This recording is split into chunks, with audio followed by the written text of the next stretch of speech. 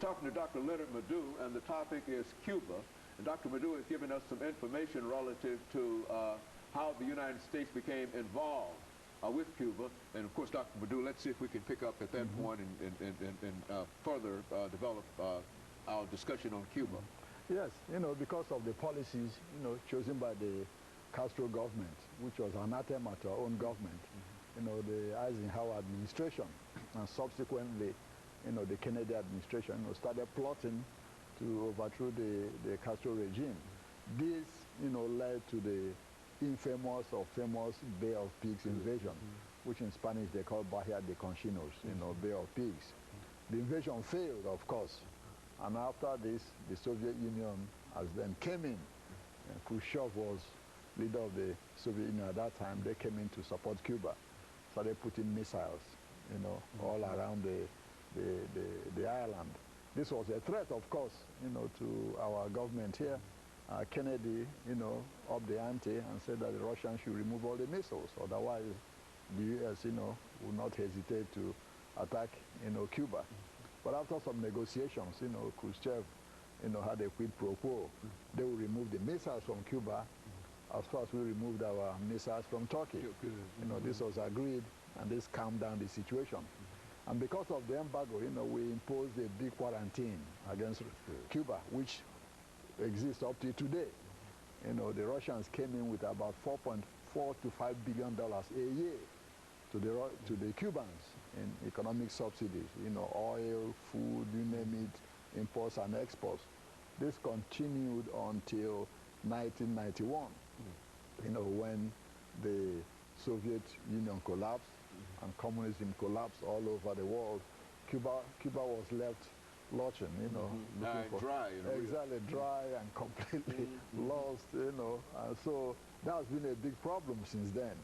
Since 1991 when this happened till, now, Cuba, has lost all those economic sustenance from the Soviet Union. What happened was that because of that, the Castro regime started loosening some, controls on its economy. Started allowing some little private enterprise here and there. And of course, Venezuela replaced Russia as the main supplier of oil, to Cuba. And of course, that oil wasn't free. It's free, but then you have 20,000 Cuban healthcare workers in Venezuela working for that oil, to Fidel Castro. And just to touch a little bit on that Guantanamo Bay, a lot of people always ask about it. How did we get there? Why? Yeah, we took it over from because of the Spanish-American War, and signed a treaty in 1903, to pay a yearly, amount to the Cuban government for that. But up to today, that check has not been cashed. We still pay Cuba every year to lease Guantanamo Bay. We're still paying for that? Yes, still paying for it. Yes, it's on lease, legally. But Fidel Castro says he will never cash any of that check because it's blood money. So they keep piling the checks in Havana. Okay, so they're not cashing the check, but we continue to pay the checks. And so that's it. And this is one of Castro's kind of things. That's correct. We keep paying, but he's not cashing any of it. We have to leave Guantanamo Bay. He's not accepting a dime for it because he believes it's blood money.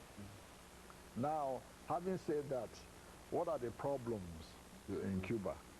You have a lot of problems that are hidden. First of all, the demography. Some statistics that just came out, some say, well, Cuba is about, 55% white, 45% black. But then some statistics say, no, it's 55% black, 45% white. The 55% black might make more sense because after the revolution, you remember there was a whole lot of flight, of particularly middle-class whites, predominantly who left the country, thus making the black population, on the ascendancy. So that's a big problem.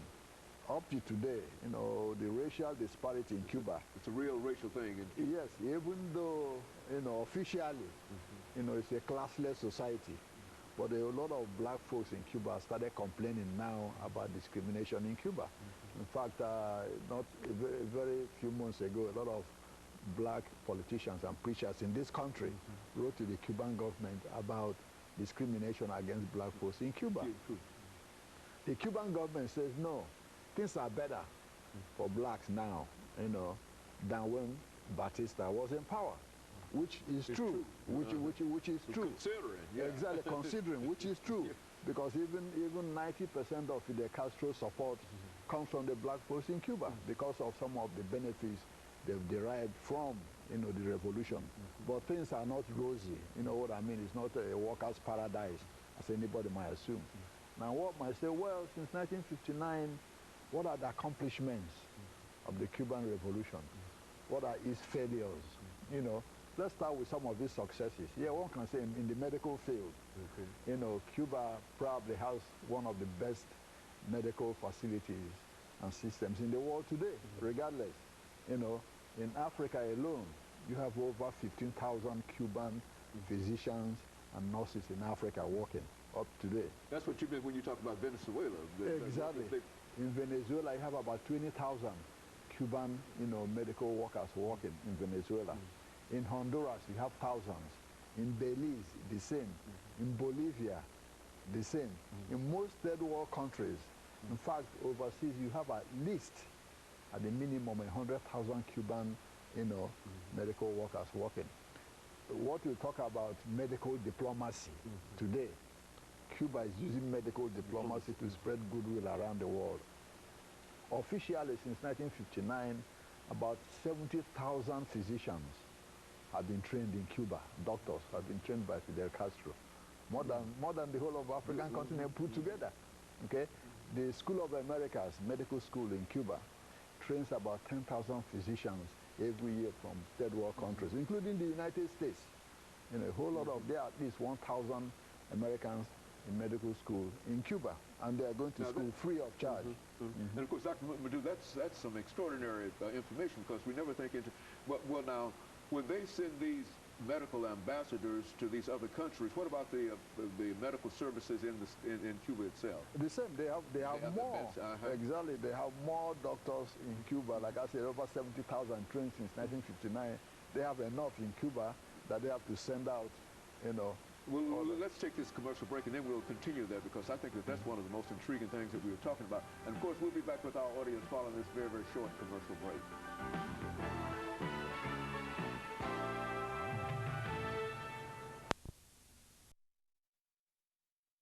LMadu, and the topic is